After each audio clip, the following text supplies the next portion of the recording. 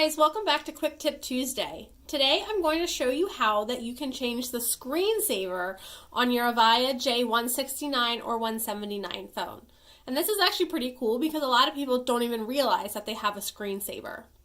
We're going to begin by going to our menus button here and scrolling down to settings, hitting select, then scrolling down to display and hitting select again.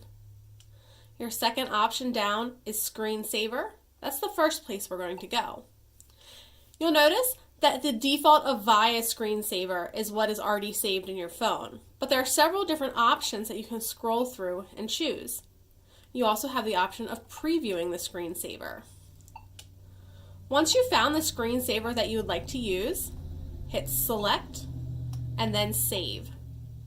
Once you get back down to this menu, scroll down to screensaver details and hit select.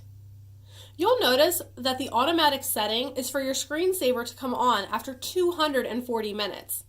For most people, that's a little bit too long, so you can erase that and choose however many minutes you would like. I'm going to put in 5 for mine. Then hit save. You're all done at that point, so you can hit your phone button to go back to the main screen.